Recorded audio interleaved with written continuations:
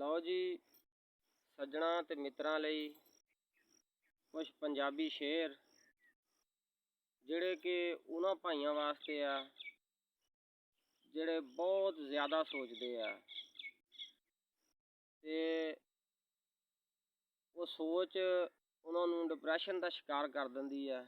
ਮੈਂ ਆਪਣੇ ਨਾਲ ਸ਼ੇਰਾਂ 'ਚ ਦੱਸਣਾ ਚਾਹੁੰਦਾ ਕਿ ਜ਼ਿਆਦਾ ਸੋਚਣ ਤੋਂ ਜ਼ਿਆਦਾ ਕੰਮ ਕਰਨਾ ਚਾਹੀਦਾ, ਮਿਹਨਤ ਕਰਨੀ ਚਾਹੀਦੀ ਹੈ। ਮੈਂ ਹੁਣ ਤੁਹਾਡੀ ਖਿਦਮਤ ਵਿੱਚ ਪੇਸ਼ ਕਰ ਰਿਹਾ। ਇਸ ਤੋਂ ਪਹਿਲਾਂ ਮੇਰੇ ਚੈਨਲ ਨੂੰ ਸਬਸਕ੍ਰਾਈਬ ਕਰੋ, ਲਾਈਕ ਕਰੋ, ਸ਼ੇਅਰ ਕਰੋ। ਲਓ ਜੀ ਸ਼ੁਰੂ ਕਰਦੇ ਹਾਂ। ਸੋਚੀ ਪਿਆ ਤੇ ਬੰਦਾ ਗਿਆ, ਸੋਚੀ ਪਿਆ ਤੇ ਬੰਦਾ ਗਿਆ। ਉਹ ਬਹੁਤੀ ਸੋਚ ਨਹੀਂ ਚੰਗੀ ਹੁੰਦੀ, ਬਹੁਤੀ ਸੋਚ ਨਹੀਂ ਚੰਗੀ ਹੁੰਦੀ। ਸਿਹਤ ਲਈ ਇਹ ਮੰਦੀ ਹੁੰਦੀ।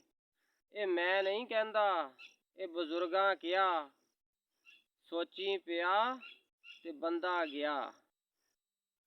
ਡੂੰਗੀ ਸੋਚ ਸਿਆਪਾ ਹੁੰਦੀ, ਡੂੰਗੀ ਸੋਚ ਸਿਆਪਾ ਹੁੰਦੀ।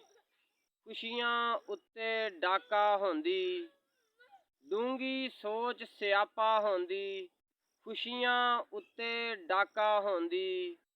ਅੱਜ ਤੱਕ ਨਹੀਂ ਕੋਈ ਤਰਦਾ ਡਿੱਠਾ, ਜਿਹੜਾ ਸੋਚ ਸਮੰਦਰ ਪਿਆ। ਸੋਚੀ ਪਿਆ ਤੇ ਬੰਦਾ ਗਿਆ।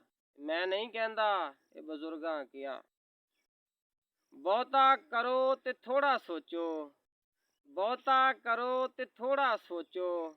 ਕੰਮ ਦੀ ਗੱਲ ਇਹੋ ਲੋਕੋ, ਕੰਮ ਦੀ ਗੱਲ ਇਹੋ ਲੋਕੋ। ਪੈਸੇ ਦੇ ਨਾ ਪੁੱਤ ਬਣ ਜਾਈਓ, ਪੈਸੇ ਦੇ ਨਾ ਪੁੱਤ ਬਣ ਜਾਈਓ।